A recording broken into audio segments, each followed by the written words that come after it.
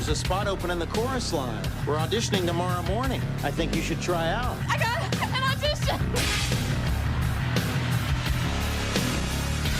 Okay, ladies, I got one interest here, and that's the show. I don't care whether you live or die. I want to see you dance, and I want to see you smile.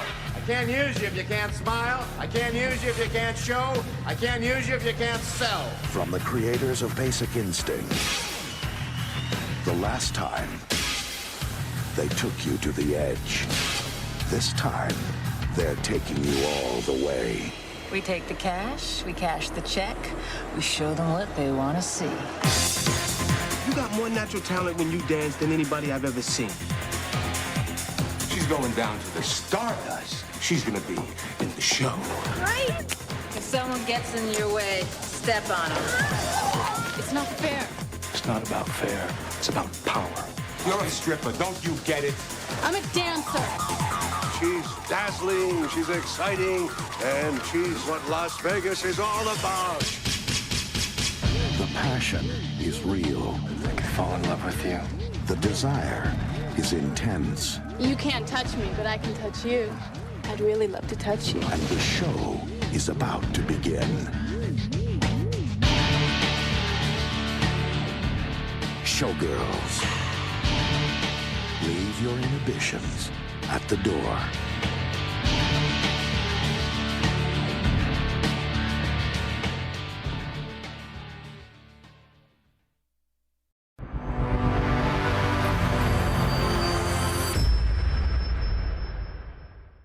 Welcome back to Geek Channel 8. I'm Eric.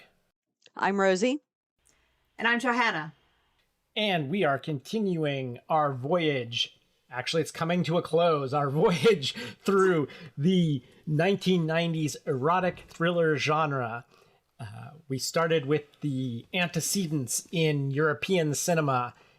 We got to Basic Instinct, the ultimate expression in the US, which kicked off millions of video rentals. And now we're at the film that many believe killed the erotic thriller genre, Showgirls from 1995. But before we get into that, I'll tell you guys what I have watched recently. I watched the film Finch, which is on Apple TV Plus. It is a Tom Hanks film. It's this dystopian sci-fi thing, and it has a lot of elements that you've seen in other dystopian sci-fi, like, 28 Days Later kind of thing. He builds a robot companion. He also has a dog. It reminded me a lot of A Boy and His Dog. A little bit of Castaway, because it was Tom Hanks pretty much as the only human actor in the film, at least through most of it. There are little bit parts aside from him, but it's pretty much a one-man show.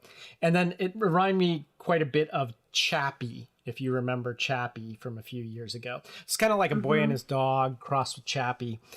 This film has had a terrible time. Its name has changed a bunch of times. They cut a ton of stuff out of it. Making a dystopian future film right before we entered a pandemic and had a dystopian reality meant that they had to make major cuts to it.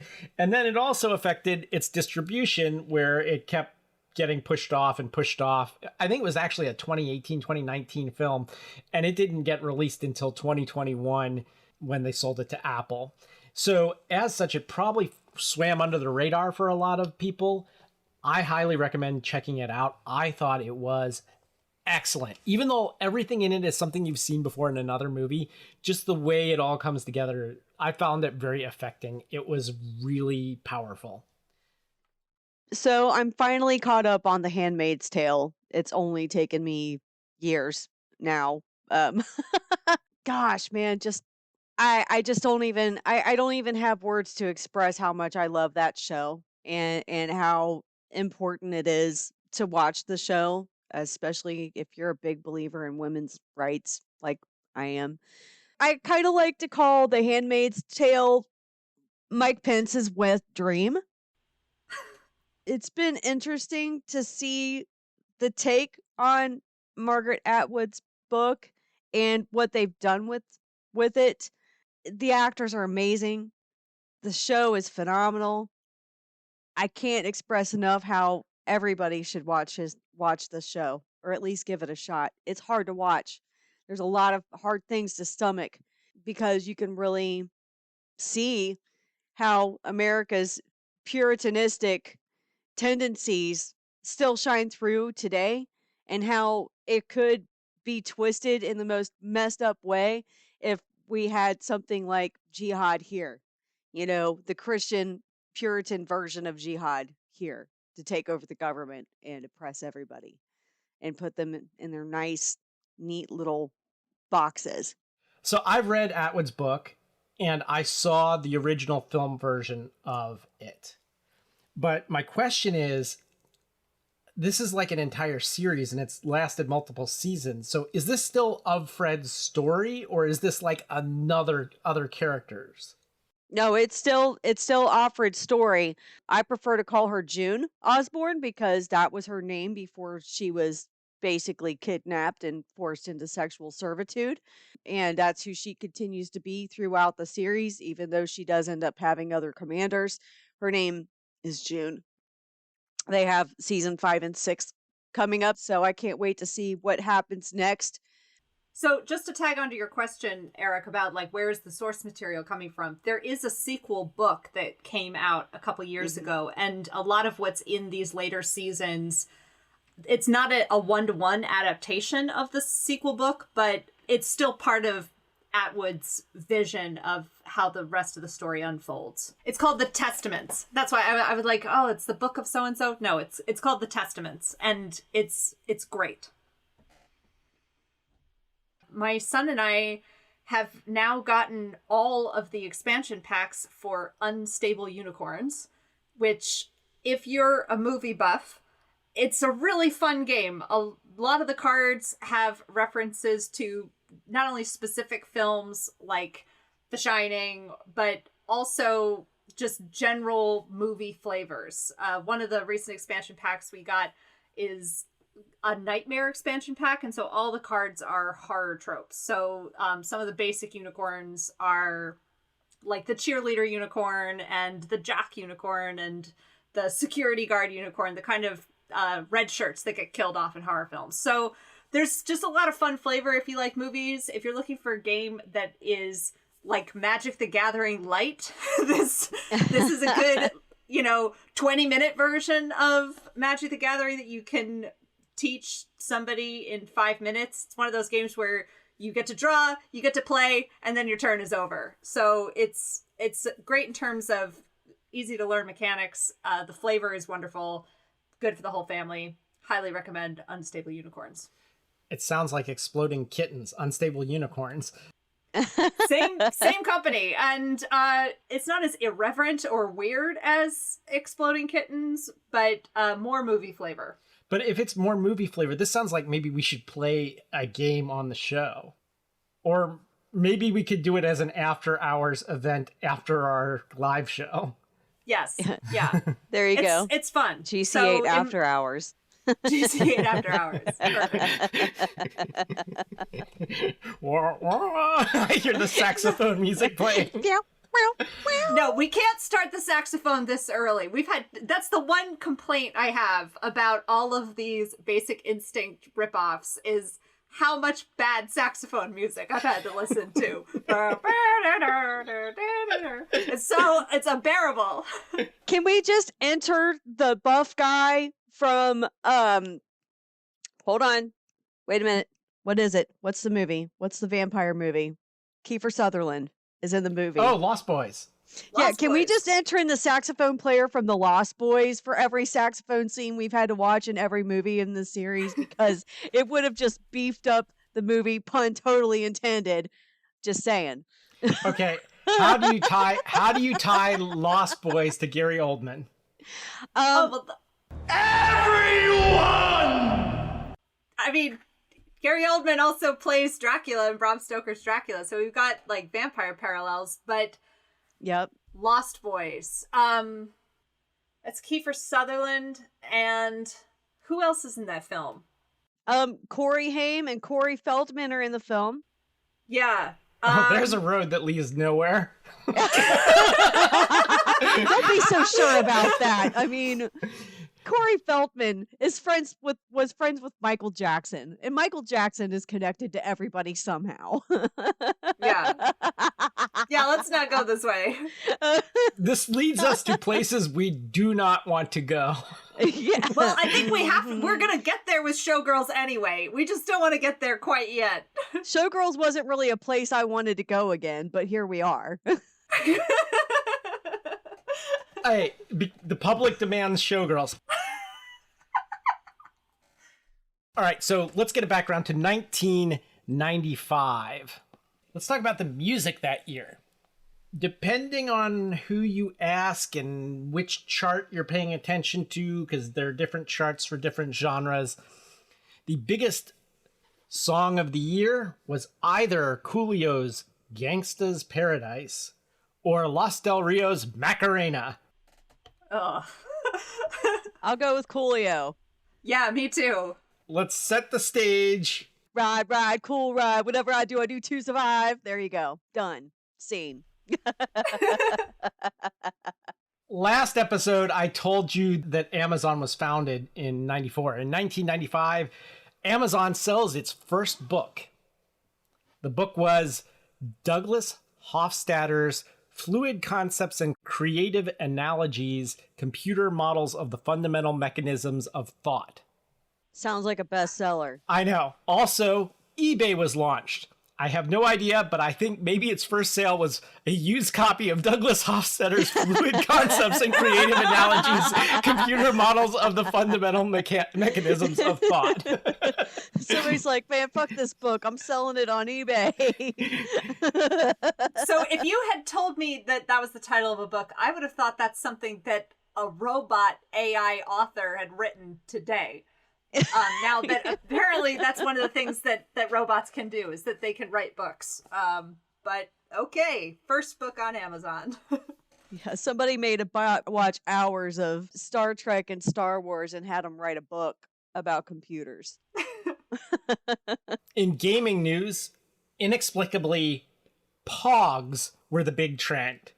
So this milk cap trading game, sort of gambling throwback to the Great Depression. We don't even have milk caps on milk jugs anymore. Didn't even in the 90s. You know, how this became a thing to this day, I have no idea. But I just remember attending a gaming convention in 95 and it was everywhere. Like, there were pickup games of Pogs happening. Snoop Poggy Pog was the champion there. That was what was going on in gaming. In food, Starbucks debuted the Frappuccino. In movie news, Toy Story, the first computer animated film, comes out. And at the Oscars that year, Braveheart won Best Picture. Anyone care to guess the top TV show of 1995? I worked second shift that year. I don't know what was popular on TV. Probably Friends. Was Seinfeld around yet? Seinfeld was officially number 2. Number 3 was Friends, and number 1 was ER. But really, the top TV show was the O.J. Simpson trial, with more than 150 million people tuning in to see the final verdict. January 1st, Austria, Finland, and Sweden joined the EU. March 20th, there is a sarin gas attack on the Tokyo subway. Members of the Om Shinrikyo religious cult released sarin gas on 5 subway trains in Tokyo, killing 13, injuring 5,510 people. And then 11 of the principal activists were hanged in 2018. The reason for the attack remains a mystery to this day.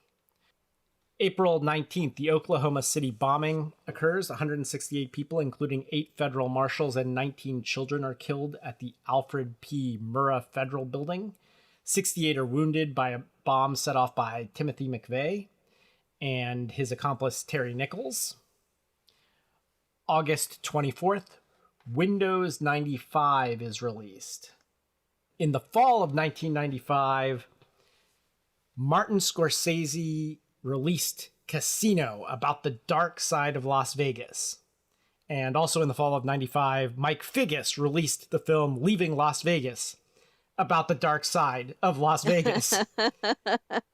And then we saw the dark side of Las Vegas for real, because there was Showgirls. Oh my. Yeah. So, yep, Showgirls. This was the first and only NC-17 movie to get wide theatrical release in the US, and that still stands. It had a $45 million budget, and even though theatrical returns were lacking, it was a huge winner on home video. That's the trend we're seeing with all of these Basic Instinct knockoffs, is the victory of home video. So it garnered $100 million in video rentals, ultimately not a flop there. And it became a cult hit, frequently cited as one of the first films ever made. I'm sure we will discuss at length whether it deserves to be a cult classic or not.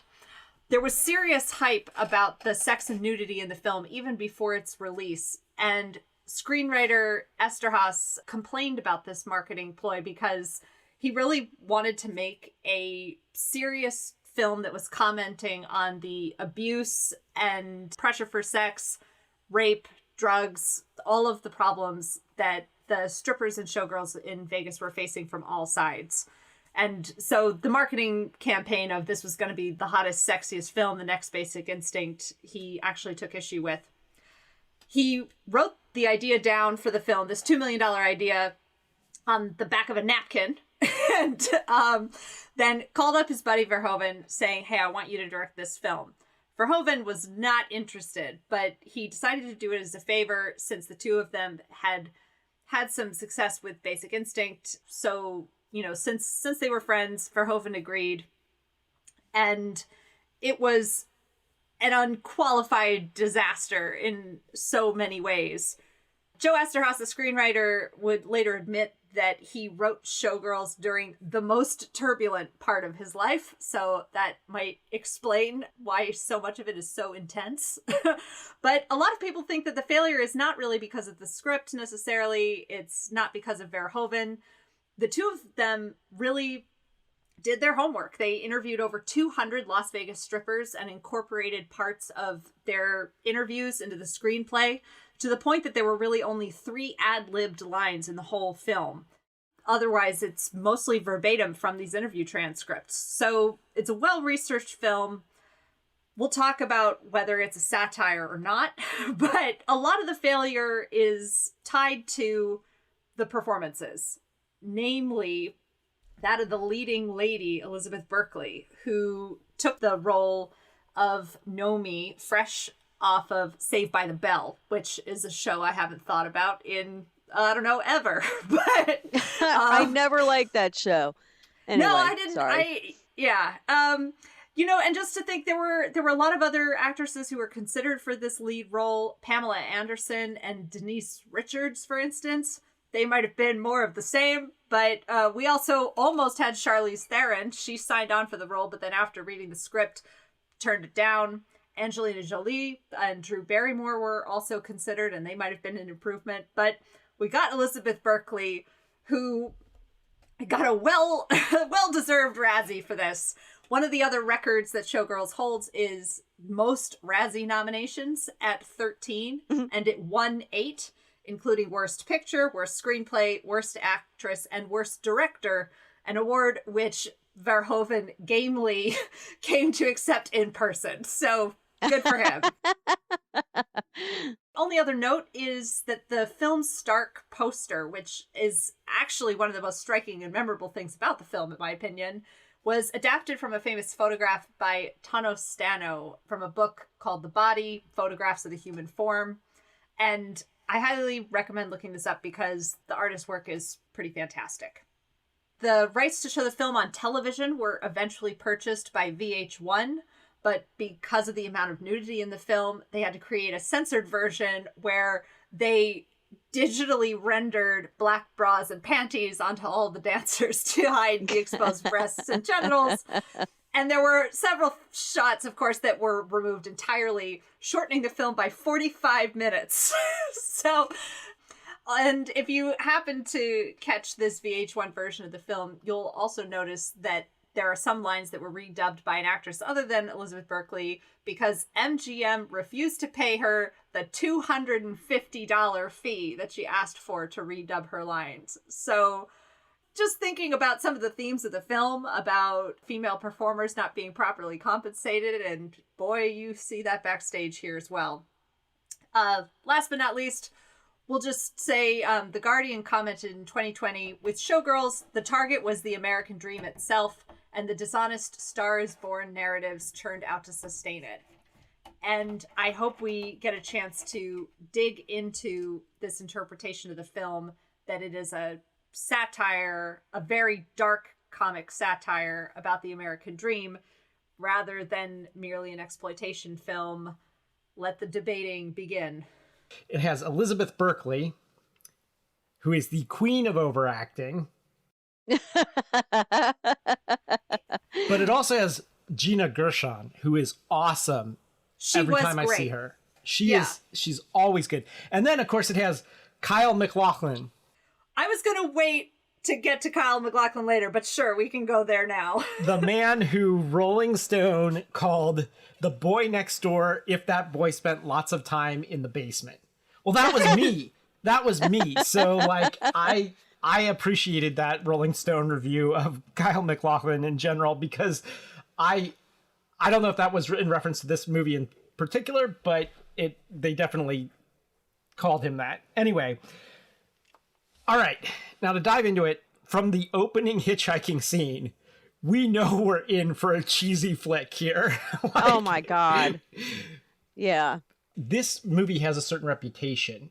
I figured they were trying to call it, like, that whole comment on the American dream as like spin afterwards. I also think they tried to spin it as, oh, like Rocky Horror will make this a cult classic and claim that it's like a cult classic, but maybe it kind of is. I don't know if that was legit or marketing. It was considered the worst film, not of 1995, but of the entire 90s, the worst major studio release. Yes, it won that Razzie as well. Wait a minute, didn't Twister come out in the 90s? Because yes, it did. That's the worst movie of the 90s to me. I gotta say that this film was nowhere near as bad as I was led to believe going in. That said, it is definitely bad. It's bad, but it's upsetting and bad. It's not like The Room bad. Like The Room is just like everything about it is bad, and in that so bad it's good. I don't think Showgirls gets to be so bad it's good. It's in this like sad limbo area. It has some moments that are definitely so bad it's good. And that hitchhiking scene where, like, this guy picks her up and she pulls a switchblade on him. That was so convincing. Chekhov's switchblade. That's yeah. We'll get back to that at the end. And don't forget the Bon Jovi biker jacket that she was wearing. I mean, that was straight out of a Bon Jovi video from back in the day. And she was rocking that with the fringe. I don't know if it's because she comes from the world of television, but she delivers her lines at 11. Like, all of her lines are delivered at maximum volume in your face. I'm like, whoa, you're on a giant movie screen. Tone it down, Liz, tone it down. Yeah, calm yourself down. Speaking of toning things down, can we get a drink? Rosie, do you have a drink for us? I do have a drink, and it is a cocktail. Thank God. Let's go to the Hell lobby. yeah. Yeah, I think we need a drink. Right now. The sparkling drinks are just dandy. The chocolate bars and the candy. So let's all go to the lobby to get ourselves a treat. Let's all go to the lobby to get ourselves a treat. There's a whole lot of champagne drinking going on in the movie. So why not have a champagne cocktail? So to serve a traditional champagne cocktail, I did a little digging. It's served in a flute glass, duh, of course, like champagne should be.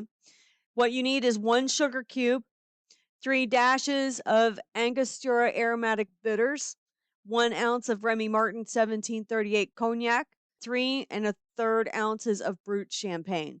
Now, what you do is you coat the sugar cube with the bitters and drop it into the glass, pour chilled cognac over the soaked cube, and then top it with champagne, and you can garnish it with a zest twist. When you drink it, it starts out bone dry, then it gets slightly sweeter as you reach the dissolving sugar cube at the bottom of the drink. Wow, that's cool. Yeah, I thought that was pretty cool. So, the movie starts out dry. Some of the scenes get a little bit sweeter, but not much better. It's a great comparison drink to the film. Okay, excellent choice. Nicely done. Thank you. Do we want to say any more about Elizabeth Berkley trying to be a badass? It just wasn't convincing in her hairstyle throughout the movie when she wasn't on stage. I feel like they could have done something different. And I know that this just sounds petty, but this is costuming, this is movies, this is hair and makeup. I worked in hair. That was not the hairstyle of a badass. Pinned up into a basically like French twist. No. I don't know. That wasn't badassy enough for me. I feel like it kind of reminded me of when we were punk rockers, there'd be someone that would come around every so often that was like, a hair metal person or whatever, and like trying to act like a badass. That's what it reminded me of, Yeah, Like, or like the punk rock girls that show up, but they're still wearing mom jeans. well, I mean, the lip And, like, gloss was what really, I'm like, wow, Yeah. her lip gloss was shinier than the knife. I'm like, That's whoa. right. That's right. I don't. Yeah. I mean, I knew some guys from the clubs back in the day that had shinier lip gloss than her. But yeah. Verhoeven has this great ability to pick his leads. He like nails it with, like, if you think about The Fourth Man, the femme fatale and stuff like that. What happened here? How did he choose her of all the people he could have chosen for this role? This is where I want to begin this. Like, is it possible they planned it as a satire from the beginning and that it's a satire with missteps rather than a serious film with missteps? And the idea of casting Elizabeth Berkley is one of these, like, if I were directing a satire of this concept, she's the right choice because she has this weird Pollyanna-ness about her, but then like is trying to be all tough and, trying to get ahead, but that, in the heart of it, she's kind of wrapped up in this American dream idea, or she is our image of what a blonde up-and-coming starlet is supposed to be. But then the fact that she turns out to be this psycho, is supposed to be a surprise for us, but then also kind of badly done in a satirical way. That if he's making a serious film, I agree with you. The choice of Elizabeth Berkley makes no sense at all. Okay. I want to say this now because I don't want my words to come back and haunt me later on. Because there is a film that Paul Verhoeven made that I consider badly misunderstood, a satire that people took seriously. That is not this film. We will get to that film in a future episode. Well, we're going to have to talk about Starship Troopers, though. Damn it! How did you know I was talking about Starship Troopers? Well, because I feel like they have the same thing in common of it's a film that is such a subtle, if it's a satire, and I think Starship Troopers definitely is. The question is whether this film is trying to achieve the same subtlety that Starship Trooper has. It's to the point that if you are not paying attention and you are not on the right side of the issues presented in this film, you will get the exact wrong message. The same way you do in Starship Troopers. If you are not a liberal going into the film, you could walk away saying, like, up with fascism. So, first of all, when has the word subtle ever been associated with Showgirls? I can't even believe we're having this discussion. Like, the most unsubtle film ever made. I feel like during that period of time, everybody had to have their own version of that movie that they did. And I feel like Elizabeth was wrapped up in that, and it freaking stomped her career. That's what it looked like to me. That's how it felt when it first came out. That's how it felt when I watched it this time. Like, this is her version of Basic Instinct because everybody had their own fucking version back then and it got really annoying. And I feel like this was the nail in the coffin on that genre for a while because this movie was so bad. You know, you couldn't take it seriously and you really couldn't even take it like a satire because it didn't feel like it was intended to be a satire, even though it looked like a satire, walked like a satire, and talked like a satire. It didn't seem like that was the underlying intention. Like this was supposed to be a story that was told about this showgirl and what she went through, but instead it was just, hi, here's another version of Basic Instinct for you to digest and vomit over. I think that the film doesn't quite work as a satire because I think of it compared to other films like this and see it more on a continuum than as a digression from it. So thinking about All About Eve as a classic version of this, like established star versus young starlet who is ruthless and willing to do anything, and the dynamics around shame and sexuality and using sex to get ahead in the industry and kind of the darker side of the personality of the innocent dreamer who actually is a snake the whole time. Like, All About Eve does this so well. And I feel like Showgirls is trying to do the same thing that All About Eve does, but badly. And then thinking about kind of the next one in the progression, Black Swan. Black Swan, also a very similar kind of All About Eve storyline, but with a lot more darkness and talking about mental health and a little bit of lesbian tension thrown in that is maybe implied in All About Eve, but not on the surface in the way Black Swan is. And Aronofsky's Black Swan takes some of the same things that's going on in Showgirls, but does it extraordinarily well. And it's intense, it's suspenseful, you don't know what she's capable of. The dancing is amazing. All of the things that Showgirls is not. That's really much like what our show could have been. We could have done All About Eve, Showgirls, and Black Swan. That's very much a Geek Channel 8 like arc right there. This is a film that is extremely popular with the LGBTQ community. I'm not sure why. I have my ideas. Go ahead. Why do you think? Just because this was one of the few mainstream films where they showed a woman kissing another woman, where they had gay men as part of the cast, not necessarily as main characters, mind you, but they were there. Like they had that one scene where he was like, he said to the one girl, "You're just jealous because your partner is straight," or whatever.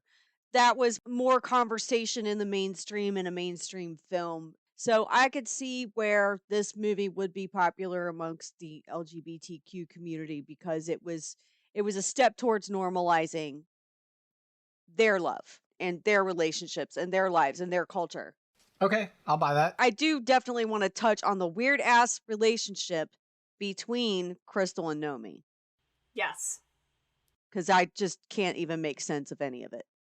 Before we get to that, we have to explore a little bit about her relationship with this wardrobe person that takes her in. Right after she gets to Vegas, all her luggage is stolen by the guy who gave her a ride. And then she runs out in the street and she is sort of rescued by, what was the character's name? Molly, or you're talking about Molly, the roommate? Yes. Yeah. Gina Rivera. Molly Abrams, played by Gina Rivera. Yeah. This seems a little bit weird because she's not like one of the showgirls yet or anything like that. So Molly just takes her in, like off the street. "Oh, you can come live with me in my trailer." I think people in Vegas are probably a little too jaded to take in every waif off the street, you know? Doesn't that seem like that would not happen? A lot of unrealistic things happened in that film, and that's definitely one of them. I have to say, I did like the transition, though. 6 weeks later, that they're best of friends and arguing over who ate the potato chips. I actually liked that scene, even though I agree with you. The premise of her taking her in the first place is a little suspect. But it felt like a nice moment to just show two women being friends, both have names, and they're talking about something other than guys for a minute. They're, they're talking about their careers. They're about like, oh, I made this dress and look at my nails. And like, yeah, a lot of it's very girly stuff, but at least it's showing that they have a friendship and a dynamic that doesn't necessarily put men in the center. So it passes the Bechdel test. Yeah. I guess. Wow, Showgirls passes the Bechdel test. All right, but I will say it would have worked better for me if they had just cut from her stuff being stolen, and then left out their meeting, and then 6 weeks later they're living together. Didn't need to be explained. Like somehow she found a roommate. That would have worked better for me. Yeah, I thought the scene where they met each other was problematic. Like, who just goes nuts and decides to run out into the street because they're mad? Like, what kind of temper tantrum is that? It's not rational. Well, if we break down every time she does something that doesn't make sense, we will be here for hours. This is true. This is true. We can't do that. But what I do want to say is then, like, shortly after that, she meets the male love interest for like a little bit, for like a heartbeat, for, maybe the first half of the film or whatever, at yet another terrible club scene. Terrible club scene. And she's supposed to be like a dancer, and she's dancing the worst. Like, the worst dance scene. Like, you thought the dance off was bad in Basic Instinct. This dance off was, where she meets this guy is just so bad. She's in this red fringe dress and heels, and she's like, do you remember the dance that, what was her name from Seinfeld? Elaine. Like Elaine. A dry heave set to music. Yeah, that is exactly the dance that Elizabeth Berkley's character is doing in this club scene. I defy you. Watch them side by side. You will be like, that's the same dance. I have to say though, they have to set the bar there of like, the dancing has to be so terrible in that club scene because her improvements by the time she gets to be a star are very subtle. Again, I'm gonna find ways to keep talking about the subtleties of Showgirls, and one of them is the improvement that Elizabeth Berkley makes as a dancer throughout the film.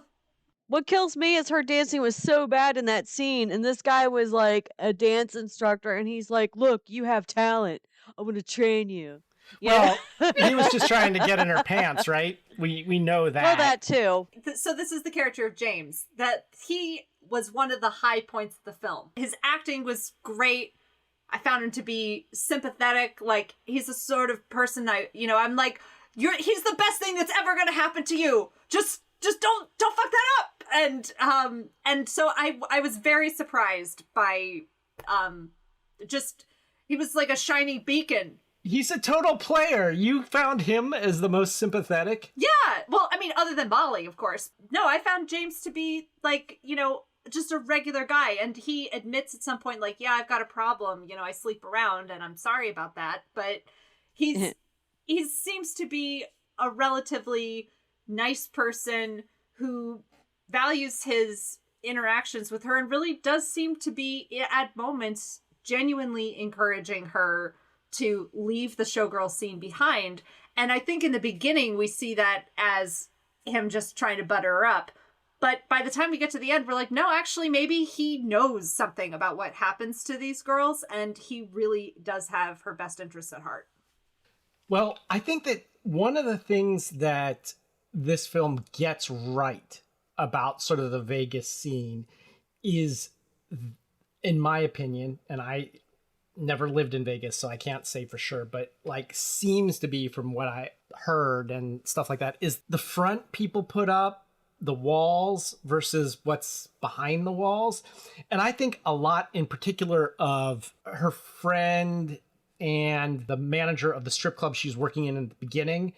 The manager's like such an asshole, and he's like, oh yeah, tries to come on to her, all sorts of things, and like tells her to get out of here and you'll be back in 6 months or whatever, like when she leaves the club to go. But then they visit her later on and you can tell they actually like her and they're like, you did good, blah, blah, blah, blah, blah. There is that little bit of humanity in some of these characters that shows through in little parts. Yeah, I agree. Sorry, go ahead, Rosie. I just wanted to say that Lynn Tucci, who played Henrietta in the movie, she did add a nice touch to the film. I wanted to give her some credit because I'm a huge fan of Orange is the New Black. She's in that series and did a great job in the series as well. So I wanted to give her some props because she was funny. She was genuine. She was definitely her. And I just loved her character in that movie. What little bit part she had, she really added a little sprinkle onto the icing. Do we want to talk about any of her strip scenes? If we want to talk in generalities, just I don't mean we break them down move by move. I would love, it would be awesome if we had an actual exotic dancer on the show to like do that, but I'm not qualified to do that. So yeah, I'm talking generalities, yeah. Well, I guess what I would say is Crystal Connors, they describe in the beginning that she is dazzling, exciting, and very, very sexy. And she doesn't do a lot. It's a lot of posing, but she does have the poise and the everybody look at me kind of energy without needing to be like, everybody look at me with the arms waving. And I feel like there was not a single moment in any of Nomi's dancing, in any of her stripping, nothing she did in which I found her sexy. It was always very painful to watch and just like spasmodic and just like it was like watching somebody who has rabies trying to do a striptease.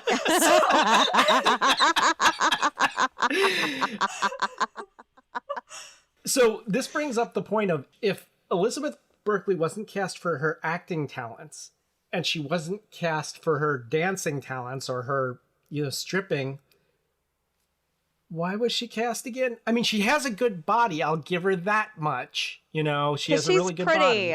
She's pretty. She's pretty. Yes. She's got a good pouty face, which this character needs. Like a, Yeah. Here's my theory about her.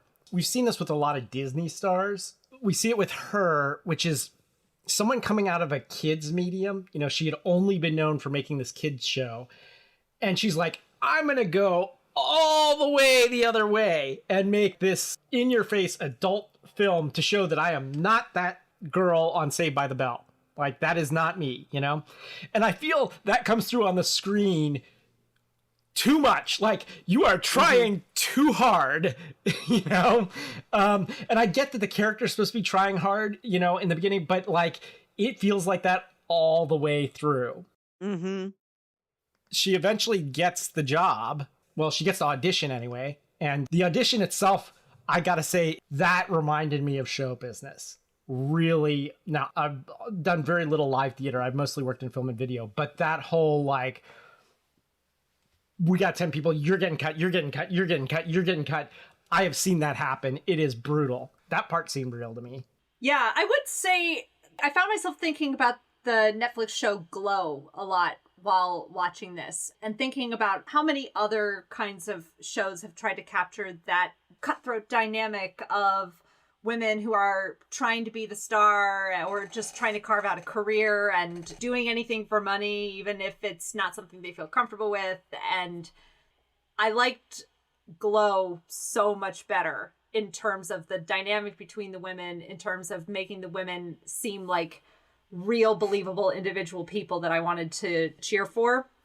Showgirls, it seemed like you got a little bit of this catfight kind of stuff that was happening and a little bit of the sense of the cutthroat, but none of the characters are fleshed out. And I mean, some of that's just the difference between a multi-season TV show and a feature film. But still, if you like this kind of setup, I recommend Glow so much more.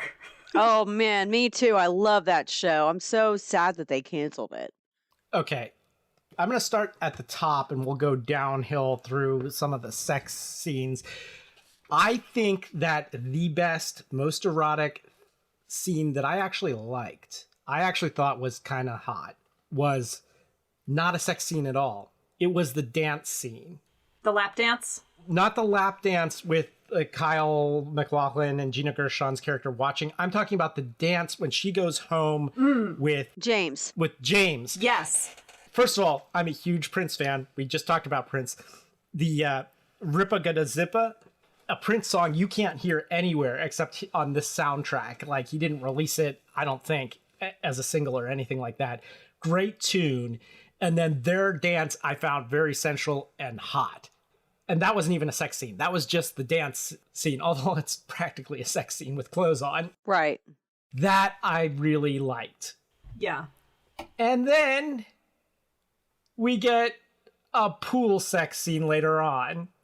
And again, do not do this. Do not do this. Pools are terrible places for sex, and they should not put them in films. It's just a bad idea. People will try this. They only work in movies. I was gonna say, maybe from now on, like every time we get sex in a pool, it's like a 0.2 on the shark meter. Like, can we just? I mean, depending on the guy, 0.2 Right. on the shark meter. Okay, well, we can do that. We're running out of time, so we're going to have to tackle the rape scene. Now, I mentioned Leaving Las Vegas earlier, which had one of the most brutal, hard-to-stomach gang rape scenes in a movie I've ever seen with Elizabeth Shue, and that came out the same year, again, The Dark Side of Vegas. But I don't know, this rape scene, like when we were talking about how rapey Basic Instinct was, not even in the same ballpark. Like, this was hard to watch. Yes. Hard to watch. Like, this was really bad. Yeah, for me, this scene is the defining, like, this film is not a satire. Right. No matter how much Verhoeven might have wanted to say they had that plan to, like, make a satirical commentary about the Las Vegas world, this scene is very clearly, there is nothing satirical about it. There's nothing satirical about the setup. I don't think there's even really anything satirical about the quote-unquote revenge that Nomi gets on her friend's behalf afterwards. Like, this is where satire ends. And one of the most troubling pieces of this, in my opinion, is I did a quick Google just trying to find some research about how this scene was filmed, whether Gina Rivera had any reservations about it. And if you Google Showgirls rape scene, unfortunately, you get about a dozen websites in which this scene is listed on porn sites as an opportunity to watch a Black woman being raped. Oh my gosh. And that to me is like, that's what makes this absolutely inexcusable in this film, is if Verhoeven is trying to say he's trying to make a commentary about how women are mistreated in this industry, filming something that was this exploitative and setting it up in this way and the building a plot around it where the rape of a Black woman is used in order to further the character arc of another white character. All of this is pretty gross. Gina Rivera, so I did actually find an article eventually that talks about her reaction to the scene. And Gina Rivera said that she agreed to do it because she was hoping that other young women would see this scene and think twice before they go into a room with some guy they don't know. And that it would somehow prevent this from happening to other people. I think that's very optimistic for her to feel that way. And I definitely, her intention is very noble. I don't think Paul Verhoeven had that same thought with this scene, and he was very careless and should not have gone as far as he did. Yeah, it's a gut punch. Like, it's really hard to watch. And the thing is, that would work if the movie had a dark tone like Black Swan. but the rest of the film is glitzy and glamorous and stuff like that. So like to throw that in is like, that just derailed the film for me. Like, as bad as it was before, it was bad in a cute way. This made it bad in a bad way. Like, this is... Yeah. I felt like that scene was completely unnecessary. It really upset me, for a couple of reasons. One, obviously, it's a rape scene. But to just the extra kick in the pants this was a guy that this character was looking forward to meeting, had a poster of him on her wall. And whenever I see scenes like that, like most women, I'm a survivor. And so when I see scenes like that, it's an extra gut punch for me, but also just thinking about the after effects. Like when she goes home, she's going to see that poster on her wall. And then on top of that, the main character up and leaves town. So she doesn't even have her best friend there to comfort her when she gets out of the hospital. Or to, clean up her apartment or rip that poster down or whatever. Like, I felt like they, if they were going to put that scene in there, I feel like they should have done more with it instead of saying, okay, now we're going to end the movie. Yeah, that was just irresponsible. She got revenge for her, but it was kind of like a half-assed revenge, It wasn't even on all the guys, just the one dude. Just the one dude, and then she leaves town. And I'm like, that's not a way to support a friend, Yeah. Well, and I'm glad you brought up the quote-unquote revenge, because one of the things that bothers me the most about Verhoeven's approach to this whole sub-arc is the filming of the rape scene is very graphic and intense, and you see a lot more than you want to. In the scene when Nomi shows up to kick Andre's ass, we get a couple kicks to the face, and then a lot of it is looking at Nomi, and we are not seeing the violence acted on this guy. And so what bothers me is that we don't get parody in the exploitation. And also, like, it's not real revenge. Like, I wanted to see a lot more happen to this guy than him just getting beat up. So it's you don't get parody there. And then furthermore, the camera shies away from watching the violence done on this guy in a way it doesn't shy away from watching it being done to Molly, and that pissed me off. Yeah, that pissed me off too. And it also pissed me off that the other characters didn't really want to do anything about it. So, Nomi felt like she had to do something about it. I get the whole nobody wanted to do anything about it. In fact, there's a line where Kyle MacLachlan's character says, oh, he's part of our industry. He's in a different place. He's gone on. We're gonna keep him. Yeah. My opinion is that the plot part of it is, I kind of wish that they had written it so that it happens to Nomi. Like, I feel like that would have been a stronger film than having it happen to her friend, and less problematic in the sense that her black best friend character also has to be victimized in this way, I think is problematic. But what I would say is I recommend that everybody go watch Elle, which is one of Verhoeven's recent films, and it deals very directly with rape revenge as like the primary focus of the film, and it is very well done. In a way, like, this is badly done, but whatever lessons he needed to learn after screwing up with Showgirls, he learned them before making Elle. And if you wanted to see, how that director's evolved in terms of the treatment of this type of story, Elle is actually, I think, very thoughtful. Why do you think it was Molly and not Nomi that they had this rape? Because it would have made more sense to make it Nomi, I wondered, so the moment, like, Andre grabs her ass and says, like, you should call me sometime. And then immediately after that, Nomi's like, let me introduce you to my friend. Seconds after, this guy has clearly been, like, a total creep. And you can see on Nomi's face, like, this kind of sense of horror. And then she offers up her friend, like a lamb to the slaughter to this guy. And I wondered whether, I don't know if the film carries this off, but I got the sense that Nomi did it on purpose, knowing this could happen. And the film, I think she maybe feels remorse for it, but in that moment, I wondered whether part of the reason why it's not Nomi is because we get to see this side of Nomi, that she's going to she's not just going to betray her mentor and, you know, wreck the career of the woman in front of her in order to get ahead. She's also like just cruel generally to anybody who opposes her or judges her. And that we're coming into this scene right after Molly has sort of said, like, that was really screwed up, that you know, hurt somebody else in order to get ahead. And right after that, that's when Nomi betrays her friend. That makes sense.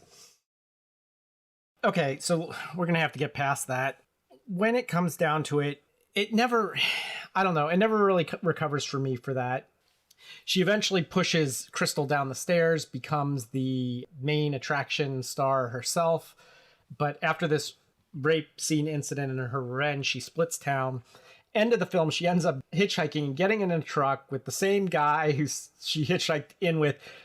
This was like, the coincidence was just too much. But by then, like, there were so many bridges too far in this movie that I was just like, of course it's the same guy, you know? Yeah. And then they have this comic ending where they're swerving off the road and all that. And I'm just like, did you guys just give up? At what point did you just give up on this film? You know? Well, supposedly halfway through making the film, they said, oh, there's going to be a sequel where she goes to Los Angeles and tries to make it in Hollywood. And so I think they already knew at that point, like, oh, let's have the sign LA 200 miles. And they were setting up a sequel, which I don't think the sequel got made. There was a spin-off about Penny, which, please God, Eric, don't make us watch. Yeah, please. Like, this was... Taking notes. Penny spin-off. So a couple little bits of trivia here. Pamela Anderson actually is in this film. She is in a party scene. As a singer. It's one of those blink and you miss it cameos. I just noticed that right after Showgirls, like the next year, Demi Moore was in Striptease. Which also won a Razzie. Yeah. Things went really badly, and we can lay all this at the feet of Basic Instinct. Yeah, thanks a lot. So let's see if Paul Verhoeven can redeem himself in the future. I think that about wraps it up for this episode. If you like the show, or if you think we got something wrong about Showgirls, because I know I have friends that love this movie, please write to us at GC8 podcast, that's letter G, letter C, number 8 podcast at gmail.com, and explain to me what the hell we missed about this film. Why is this a cult classic? There are parts that are bad in a good way, but there's a lot of parts that are bad in a bad way. It is not a film I look forward to revisiting. I probably will never watch this film again. Same. I might never watch Leaving Las Vegas again either, but it was a good film about the dark side of Vegas that came out around the same time. This was not. All right. Until next time, this is Eric. This is Rosie. And this is Johanna. Signing off.